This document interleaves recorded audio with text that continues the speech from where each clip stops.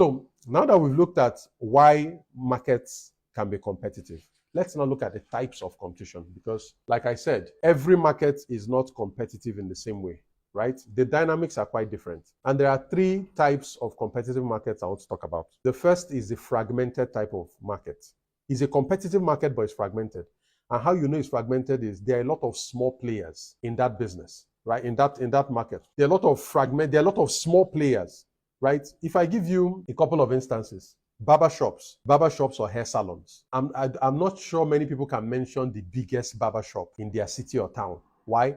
There are barbershops scattered everywhere. All of them are competing, but there's no top dog. There's no leader of the pack. There's no biggest of them all. No, there are just so many scattered all over the place, and all of them are competing against themselves. The barbershop business is like that. The hair salon business is like that. Supermarkets are like that. The people who sell spare parts, an example, right? Very fragmented. You go into the market, there are a lot of them, all of them scattered all over the place. The companies or businesses that make sachet water, right? You can't really say there's a top dog in the entire state or in the entire country. They are fragmented. It's a very fragmented market. The advantage of a fragmented market is that anybody can really start a business and move in. You just move in like all your other small players and you compete for market share. There's no business that really has the lion's share that can oppress or, intimidate or hold down the others. In a fragmented market, everybody has some chance at survival because all of us are almost around the same size, right? But the downside to that is that the competition can be very, very brutal. And that's because your customers have a lot of choice. If I'm going to one barbershop and they're not treating me well, I can easily switch over to another barbershop and almost lose nothing, right? It's very, very easy to switch. So customer loyalty is usually a problem in very fragmented markets, right?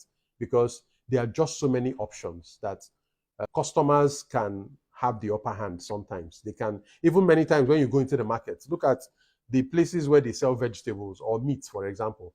You can see consumers flexing their muscle by turning to businesses against themselves. So a potential customer will say, that business is selling to me at 1,500. Why are you selling at 2,000? And then that business will say, okay, I'm going to sell to you at 1,500, so buy from me. And the reason you're doing that is that you are coming down to match your competitor because of what the customer says, right? So it gives customers a lot of leverage because they have a lot more choice. The second type of competitive market is an oligopolistic market. Don't let the word confuse you.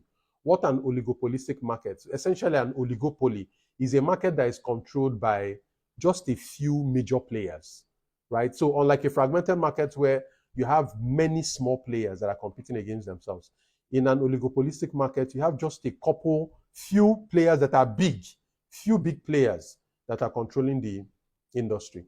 The telecoms industry is like that. In Nigeria, for example, we have just about 3 or 4 of them. In a market of 240 million consumers, where almost 95% of people now have a mobile phone and a line, right? In a market of 240 million people, you only have 4 businesses that are dominating the telecoms market.